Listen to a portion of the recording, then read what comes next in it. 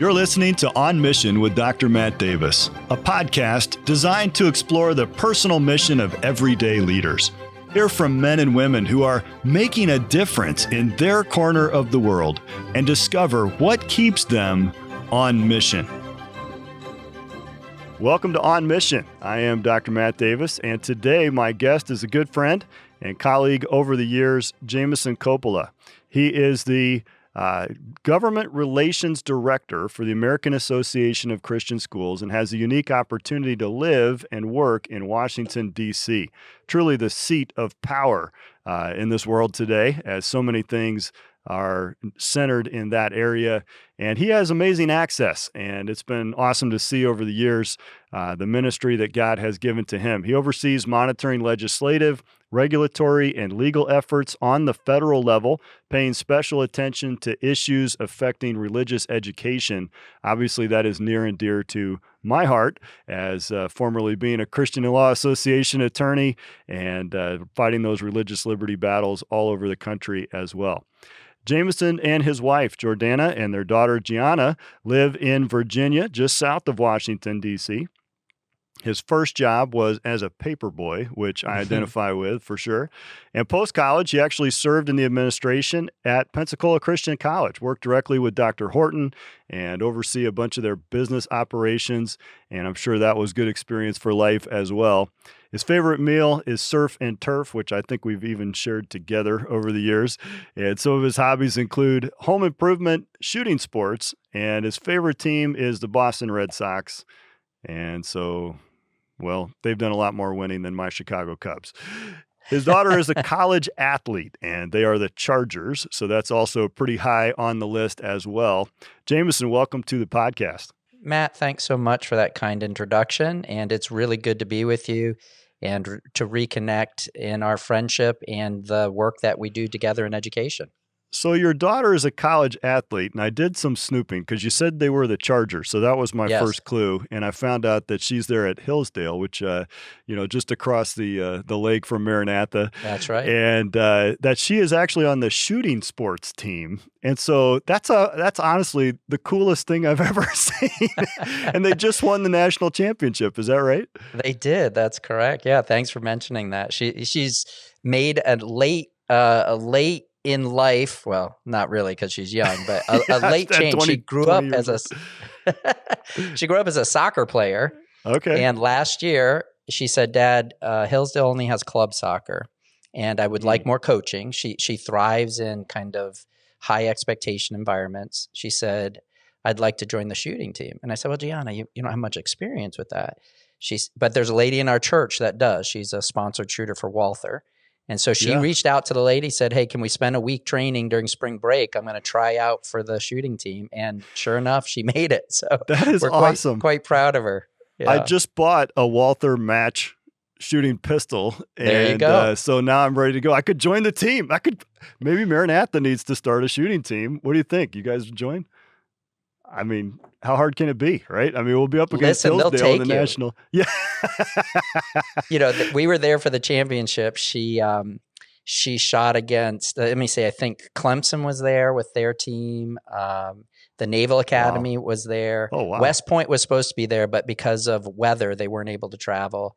That's a little suspicious. I think Boise State. Yeah. The Army couldn't get there because the weather was in the way.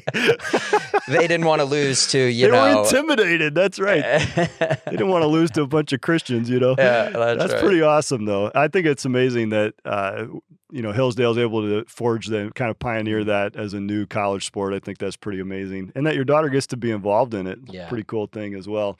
Yeah. And honestly, that's what Maranatha is all about. That's what your life has been dedicated to, is preserving and protecting those opportunities to engage in Christian education.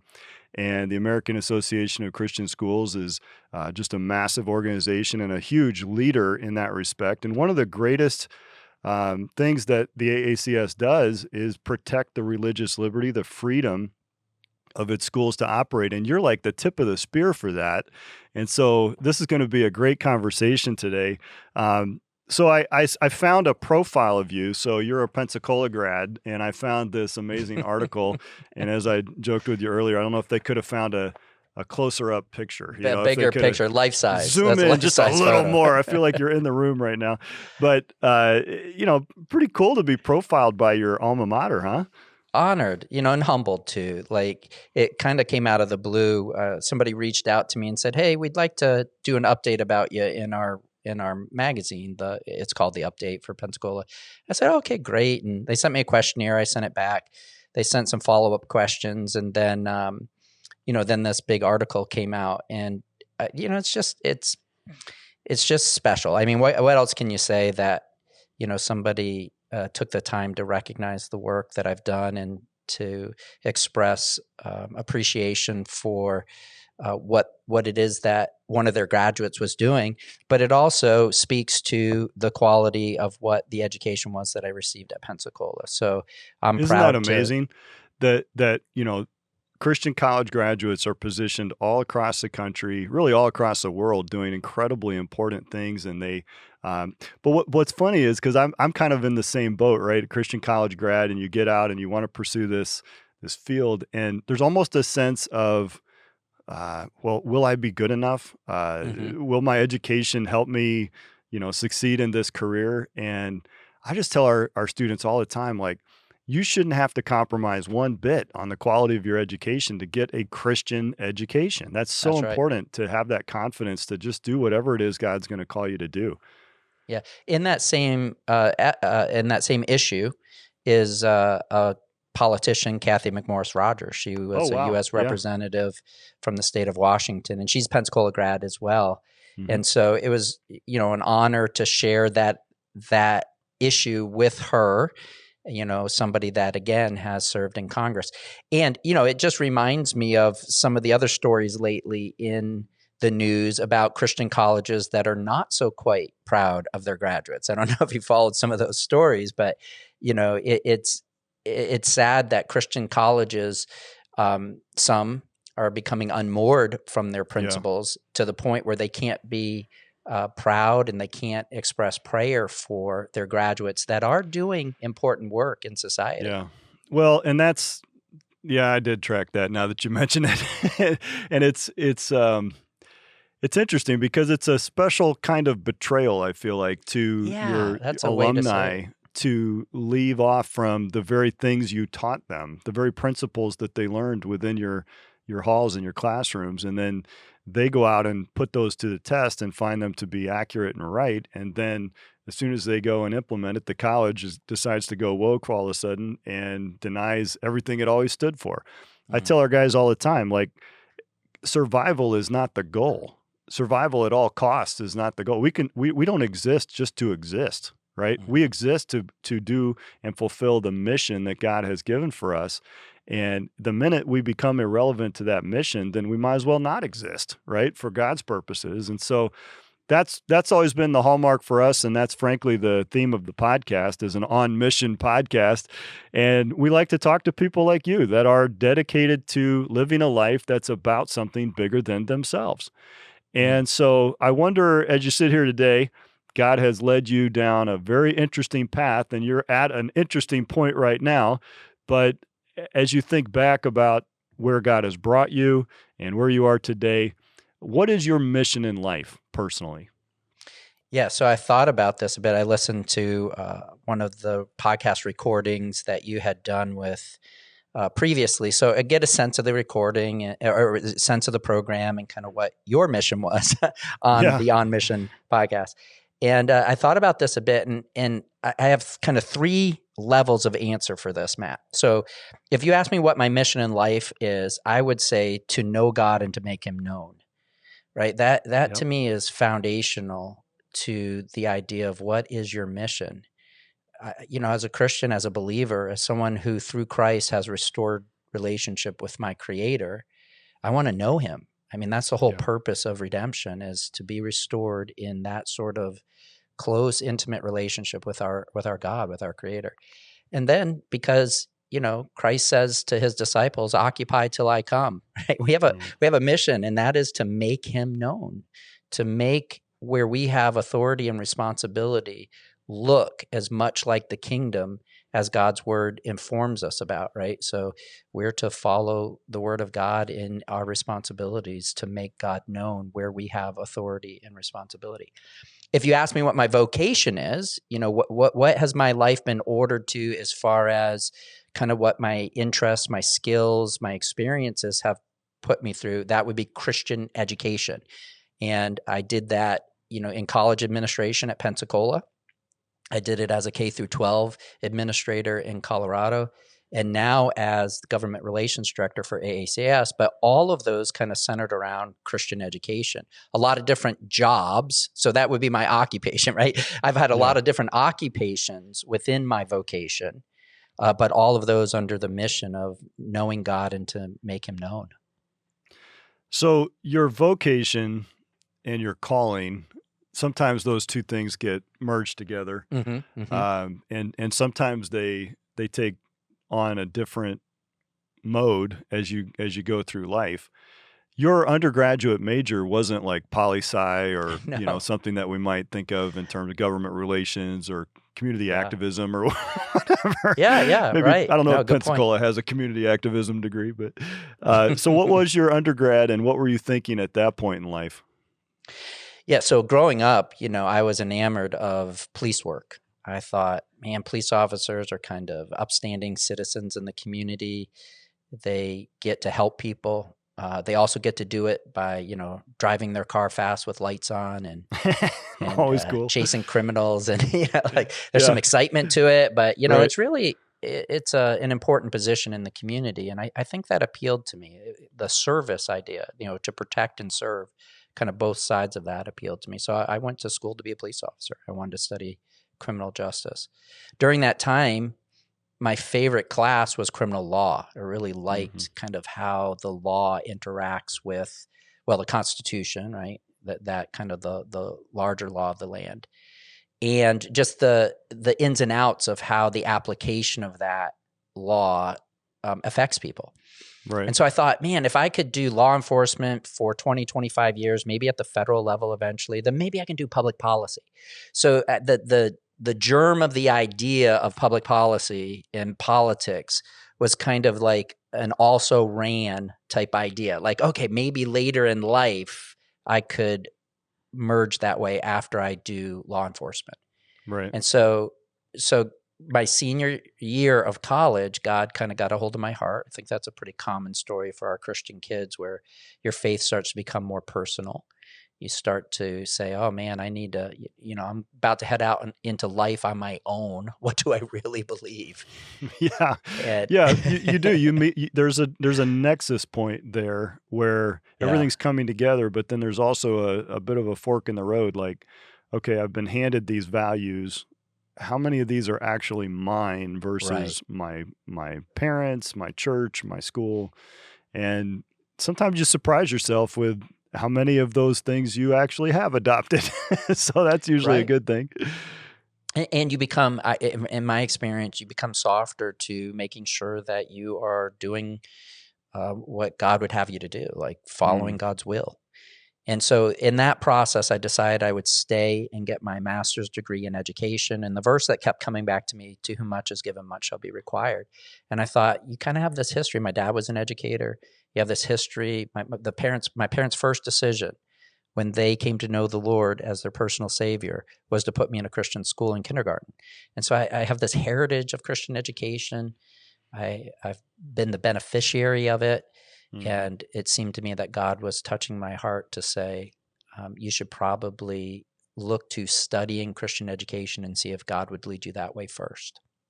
Yeah, and that's a big difference. I mean, there's always a little bit of police work in Christian education, but it's I used to tell Matt, you'll appreciate this. I used to tell parents when they would see my certificates on the wall, you hang your degrees up so that the parents know that there's at least some people put their stamp of approval on you as the school administrator. And I would have observant parents would say, "Oh, criminal justice undergrad and education master's degree," and I would joke. I would say, "Yeah, I really find they're the same field fields. You're just dealing with younger criminals in school.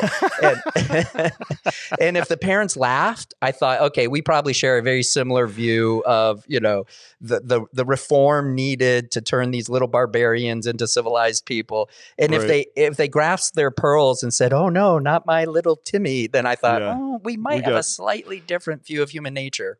We got a problem. Yeah, Dr. Alsop, who you know is our head of school for the academy here at Maranatha, and he's a former state patrol officer too. So that's a pretty good training.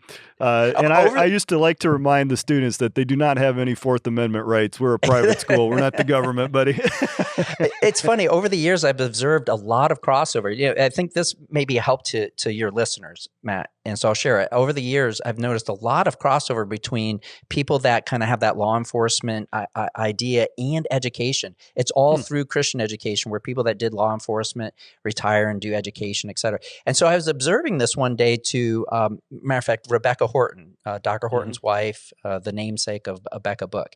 And I said, I've noticed a lot of my friends that were criminal justice are now education. It seems unusual to me. And she said, oh, no, that is not unusual to me. She said, police officers stand at the bottom of life's cliff helping people when they've fallen off and are now damaged, right? They're in trouble.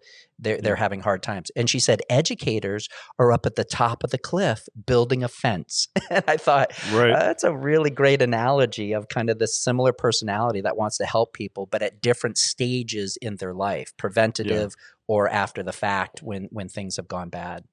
And isn't it ironic that both professions are hated by the ones that are kind of rebelling against the help? I mean, you think somebody's at the top warning you and saying, "Hey, this is dangerous. Don't go there," and yet the rebel spirit, wants to make them the bad guy. That's right. That's right. Why are you holding me back from Let my me do potential? what I want. Let me fly. Well, you're only going to fly for so long, and then there's a sudden stop at the bottom. Yeah, well, It's education really is the process of bringing kids to self-discipline, right? It's this process of helping them become virtuous, to say, listen, not everything about me wants what's best for me or society or my neighbor. And so education should be the process of bringing our kids to the point of choosing virtue, right? Of saying, I need self-discipline to push down the part of me that's sinful and wants things that are not good for me or others.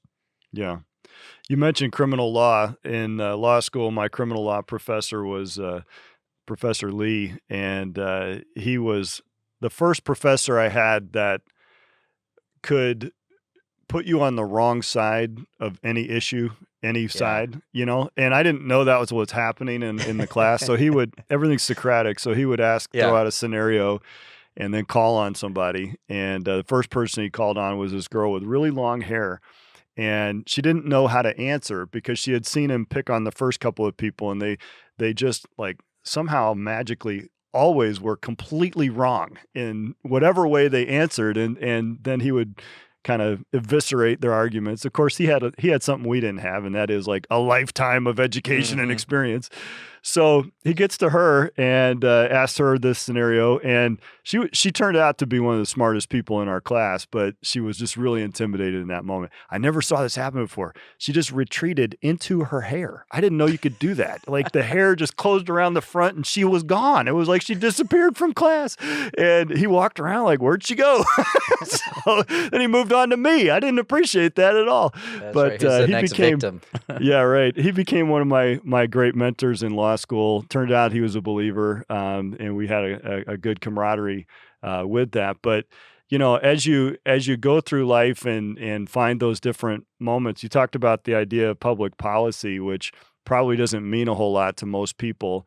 What do you mean by public policy in the work that you do, and how it has a real world impact to people's everyday life and freedoms? Yeah, people are impacted by public policy, whether they're aware of it or not, because public policy is really the application of law. And so for AACS, at the federal level, it is mostly ensuring that our First Amendment rights are respected, right? Our rights to religious liberty and free speech. And so policy comes out of those ideas and the laws that are passed. And so, for instance, your listeners may have heard that there is a federal school choice bill being considered by Congress. It would allow people to get a tax credit if they donate to scholarship granting organizations that provide scholarships for kids to go to private school. So it would be part of the trend that we've seen in the states, creating school choice programs that allow parents and students much more choice in their education. Well, we, behind the scenes, fought very hard in the first Trump administration and then also in the current administration to make sure that there was explicit language in the bill to protect private schools' autonomy and to respect their religious liberty.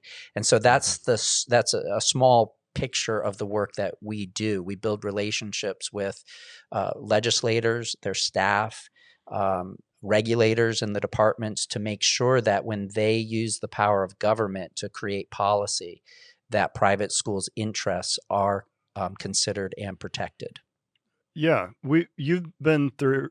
Let's see, you moved to DC when 2013, something like that, 2012, and so you've been through a number of different administrations: Democrat, Yes. Republican, now Republican again, and you've seen direct assaults on Christian education, and you've also seen well-intentioned attempts to help that would have been damaging at the same time. And so you almost have to maintain the same level of vigilance no matter who's in office, right? That's correct. Yeah. The road to hell is paved with good intentions. And one of the dilemmas of our modern system of government is that the federal government has more responsibility than any Congress or staff member can account for. And so we ask too much of the men and women that fill those roles. They cannot know all of the ways that the law that they're considering is going to affect society, and their staff can't, and the professional staff that read legislation that try to attach it to, because there's always an amendment process. Whenever you pass a new piece of legislation, it always interacts with the thousands of other pages of federal law. Yeah. And so it is difficult for any one person or group of people to know enough about how a law will impact that. As much as I hate to say it, a famous statement from a Democrat leader of the House was, we have to pass the law to find out what's in it. Unfortunately, there's more truth to that statement than we would like to believe, because public policy has far-reaching effects. And when we pass a law at the federal level, it impacts and affects a lot of different parts of society. And so whether intentionally or not, our job is to watch for how legislation and regulation will impact our private Christian schools. A specific example of that is this idea of providing federal funding for private schools, which in and of itself sounds like a fine idea. We all want to have more money to do things that God calls us to do. But if it comes from the federal government directly, we end up in this new status of a federal financial aid recipient.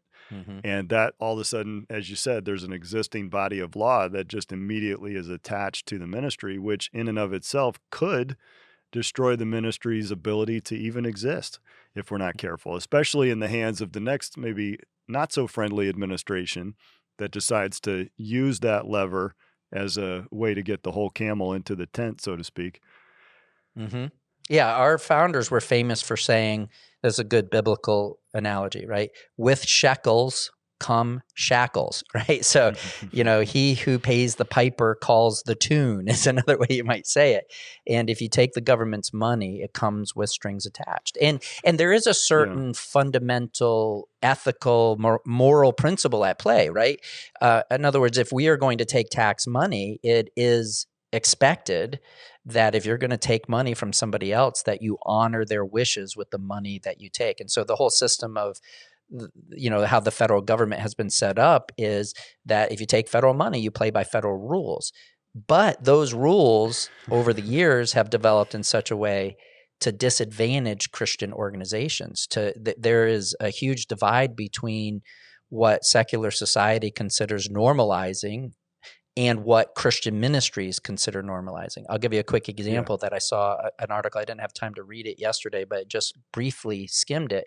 And a lot of churches have started ministry food banks, right? That's a great missional thing.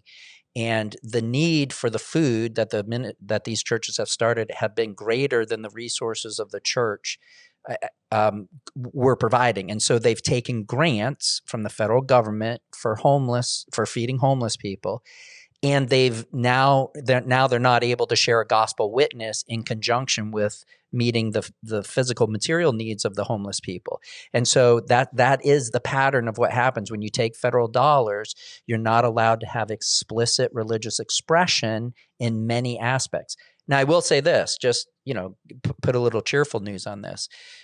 As far as it goes with Christian education, there is a lot of jurisprudence now in some very significant Supreme Court cases that are saying, no. The First Amendment protects even religious ministries if they take money from the federal government. The federal government can't tell you have to set aside your religious principles in order to take that money. So the jurisprudence is changing a little bit on this, but we still, as an organization, caution our people about taking any amount of federal dollars and becoming, like you said, a recipient of federal financial assistance.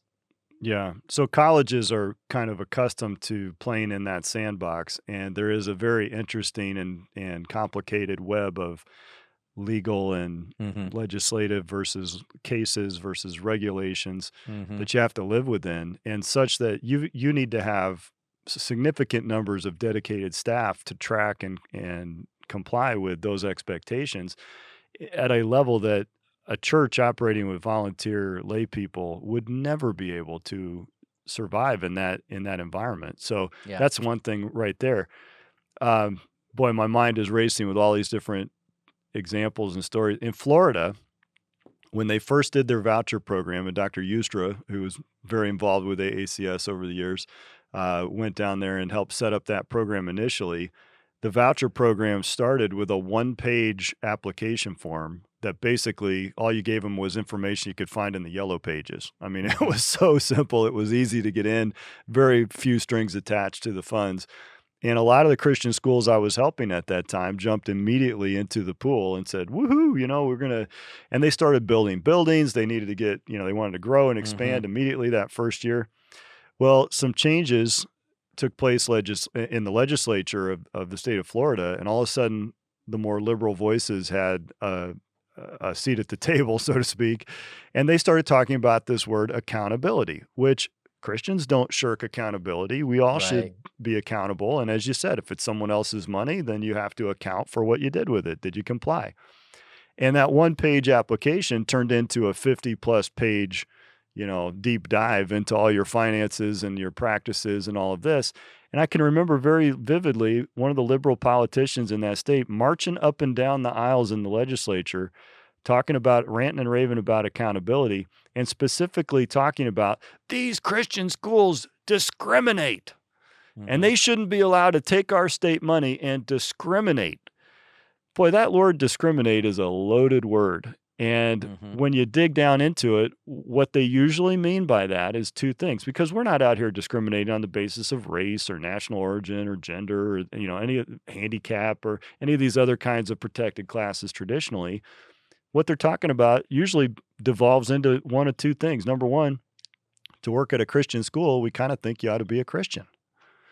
I mean, that's discriminatory on the basis of religion. It truly is. And on its face, it is. Of course it is. Like, how could you have a ministry and not be able to control who the leaders are? It'd be as preposterous as expecting the president to run the country without being able to name his own cabinet people. Imagine that. Yeah, we could get into a discussion about how language gets corrupted, but there's the denotation and connotation, and certainly discriminate has a bad connotation anymore. Right. And but everyone, discriminates, and when you make a choice, choices are binary, and so when you make a choice in favor of one thing, you obviously disfavor the other thing. And what I like to say is our schools don't discriminate at all. We partner with parents who have a certain view of how their children can be taught to flourish, right? So when you say accountability, the real question is accountability to what standard and whose rules. Right. And the accountability that we have in private schools is to the parents. We partner with parents. We have, a different vision of what it takes to train a child up to human flourishing, right? How to live, quote unquote, the good life. Yeah. And we help our children live the good life by following the principles that our Creator provided for us in His book, right? In His word. And that's what we are as Christians. So it's not so much as discriminating against something, but choosing a method of flourishing that we believe is true, is honest. Certainly it works. I mean, like even people that maybe don't have are not Christians or don't claim to be Christians understand that the best outcomes in life are produced by people who have the self-discipline to hold down a job, who delay having children until after marriage, and who get an education, right? They get an education, they hold down a job, they delay children after marriage. I think only like a very small percentage of people that do those three things are below the poverty level. And so our schools are saying to kids, hey, listen, you want to be successful? The Creator God who made you loves you. He's given you some instructions in His book on how to order your life. And it means marriage and living out your sexual identity the way He created you, male and female. It means being committed in marriage. It means being serious about educating your mind and training your body for building up in the world by working. And that's what we tell kids. And so we're not out there looking for people to kick out of school. We're looking for kids to come into our school and share with us that version of human flourishing. And it's out of step with many people in power today. That's why the First Amendment becomes so important. That's why our religious liberty is so important, because, we're not discriminating against as much as choosing a different version of flourishing and looking to parents for accountability, not the state. Well, it's a remarkable time that we live in, where living as mankind has for thousands of years, believing what believers and Christians and Bible believers have believed and practiced for thousands of years, is now considered to be radical Christian nationalism or some crazy, redefinition of those terms. And, somehow we're the radicals. How can conservatives be radical? Like, that just doesn't even work linguistically. But that's how things are being postured. And I wonder if you could help people understand, because you and I have talked about this, just the tone of when you are talking on Capitol Hill to policymakers, even those that vehemently disagree with us ideologically. How do you explain the Christian position in life, or the conservative view of those things, as not being radical, but simply being, leave us alone. We're really not asking you for any handouts. We really don't want anything more than what we're just entitled to as American citizens and taxpayers and so forth. But what is the tone that you use in those conversations? Well, one of the tragedies of our politics right now in our country is that it's getting increasingly difficult to have just a conversation with people that disagree with you. It moves towards animosity and demonization really quickly. Yeah. So as Christians, we have to remember, first of all, when we have the conversation, we have to remember that we're talking to an eternal soul and not just a human being who's opposed to us. And so that helps. When you remember the real humanity of that person, I think it changes your tone, it changes your framing, it changes kind of how you try to reach them.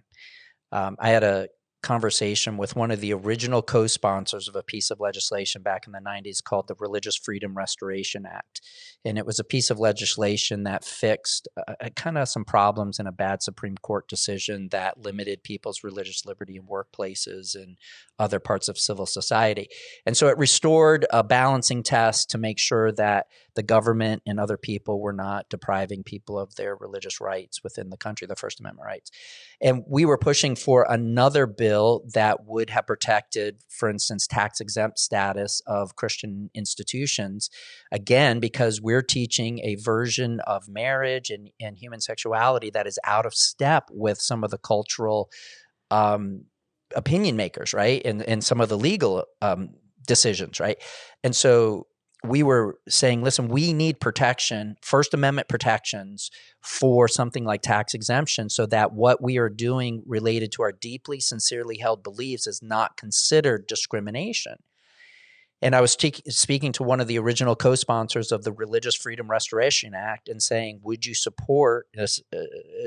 This was a leader in the Democratic Party. Would you support this piece of legislation? He said no. And I said, well, but you were an original co-sponsor of RFRA. Why not ensure at this new time where religious institutions are under attack, why not ensure their protection and something as simple as tax exemption? And he said, well, religious people he said, we intended RFRA as a shield. Listen to his framing. We intended RFRA as a shield, but religious people have used it as a sword, right? And so I simply asked the question, I said, well, sir, who has changed their position on this topic? We've held this position for at least 2,000 years, Christians, right? And maybe if you want to go back further, 10,000 years, that marriage is between a man and a woman, and that we should live in our biological sex, giving glory to the Creator who made us male and female. And so that's a microcosm of the difficulty of having a discussion. If you say the First Amendment's being used as a sword, then it's really difficult to have a conversation. Say, no, I'm asking for another shield, because something we have always believed for centuries. Christians have believed God's word and these truths about how to flourish. We haven't changed our position. If you're saying now we're using something we've held on to for centuries and millennia as a fundamental belief about human flourishing, if you're saying we're now using that as a shield, we're not the ones that have changed. And so it's rhetorically, it's how do you answer that except to plead the basics of at least leave us alone, right? At least if you want to do it a different way in civil society, at least let us have the promise of the First Amendment, because we do need a shield. But if they start calling your good works evil, I don't know that there's much of a defense. You see on the news this week, Whoopi says she can't even talk to people who supported the president. You know, she just is going to cut them completely out of her life. We're not trying to talk. Yeah, we're not trying to talk to each other and understand each other and find that common ground. And, you know, up through a few months ago, I was very concerned about sort of the death of conservatism, or the death of our traditional American values, which are unquestionably, you know, when they talk about Western civilization, they're talking about Christian principles that our country was founded upon. And I know that you know those very well and rehearse those very much. And traditionally, you could always, at least with politicians, you could find some common ground in the red, white, and blue. And, you know, the founding principles of this country. We talked about, even Obama talked about the shared values of Americans. It was President Clinton, a Democrat, who put forward RFRA and criticized the Flores decision that made it necessary. And it passed through Congress almost unanimously, as I recall. So there was very little opposition to that sentiment less than, 20 some years ago, 25 years ago. We didn't have that. It's been a very fast shift towards this new idea. Which makes Christian education, I think, really important. If we're going to find unity, I think we have to find unity around higher principles. And the principle has to be even higher than patriotism and good old America, motherhood and apple pie, right? And I think we took for granted for much of our history that unity was found in the basic principles of Christianity and communication of God's eternal word. And so I say to politicians who maybe favor our perspective on absolute truth, on higher truth, I say to them, you have to protect Christian institutions, because we're the only people that are preaching or teaching our children a true message that we all can unify under. If culture is going to change on this, if it's true that law and politics follows culture, our schools are the instrument of cultural change, and so they need to be protected, at least under the constitutional promise of our government protecting our religious liberties. Both sides of the ideological spectrum know how important education is. And our secular education system, state government schools, basically, are fully captured by the left. And I think what you're seeing currently in a little bit of a pendulum swing the other way is feedback coming from parents, coming from, those that are studying this, but the internal employees and leaders of the public school movements are still very much about all of the woke and liberal ideologies that they have turned into their own religion. And I just can't fathom the choice as a Christian parent of, subjecting my young person to that, my child, when you look at the supremely better options that are out there for not only Christian education in a school environment, but even for home education. And we've seen a massive shift in that. 41% of Maranatha's student body graduated from a homeschool. And I know at Hillsdale, it's the same thing. I know at BJ and at Pensacola, it's been a massive increase in the amount of homeschool. And a big article just came out with a study this week that talked about how home education outcomes are just off the charts for, as you said, better for human flourishing, less depression, more success in the workplace, and better values. And so there are options out there for Christian parents. They've got to really pay attention to what these alternative systems are designed to do. Can a Christian's faith survive in a secular school environment? Yes, it is possible. But what is the system designed to do to your faith is really the bigger question, I think, that needs to be asked.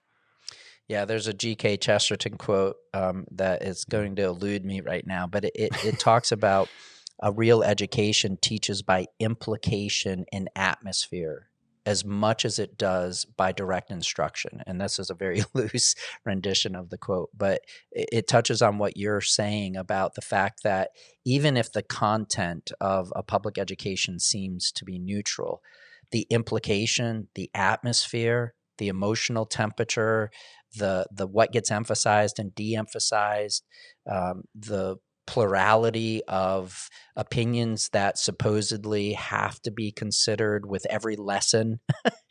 Yeah. It teaches our kids as much as the direct instruction. And so there are great options and growing options in private education, homeschool, et cetera, that are worthy of a parent's consideration. You're not going to lose anything. I think the quote is, every education teaches a philosophy, if not by dogma, then by suggestion, by implication, by atmosphere. And that's what you're describing. Yeah, and it's so true. We absorb as much as we, unconsciously, we absorb as much as we take in consciously when it comes to education. And so parents ought to give Christian education and homeschooling serious consideration. And I'm grateful that the options are continuing to grow and the quality continues to improve. So you're experiencing a new wave in Washington, D.C. right now, and the vibe has shifted, as you say, since the Trump administration is like back round two. You and I talked on the sidewalk in D.C. last September about the differences that administration's second time around might look significantly different. Yeah. We met at the Heritage Foundation, which has and does so much work in this area and has done a lot of work to try and prepare for what we're seeing. Just seems like an never-ending, every day there's some new revelation, and it's just very fast-moving right now. And that's very contrasted to the first term when Trump took office the first time and the deep state kind of fought back a little harder. I think this time we had a little different strategy coming in, obviously. Yeah. So I'm sorry, go ahead. You're on the front lines of that. I'm curious for what your observations are and how you're feeling like things are going to go here. Yeah, some of my favorite expressions of that dynamic that you mentioned are, maybe they should have just let him win in 2020, right? Big mistake. If people really didn't want Trump to be an energetic executive, they should have just let him roll into his second term, because I think he had 4 years outside of government. He and many of the people that had gone into his first administration came out and strategized what would a Republican administration that really wanted to reform the bureaucracy, what would they look like? And that's what we've gotten. So for 4 years, people have been stewing, but not stewing aimlessly or just purposelessly.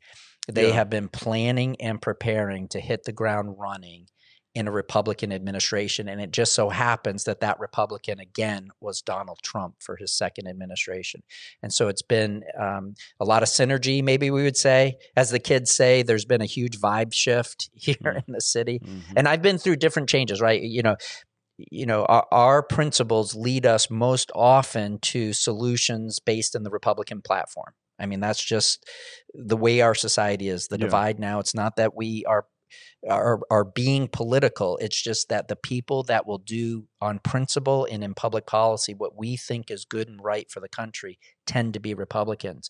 But I've been in government when Democrats are in control, and it does have it has a zeitgeist to it, a vibe to it. You feel a certain way, and right now the wind is in the sails of the Republican Party, and an agenda is being implemented that, for the most part, I view as an important and essential mission of reform for the federal government. And so it is a different day. I don't know what our conversation was, if I predicted anything for you in September, but it has been stunning to see.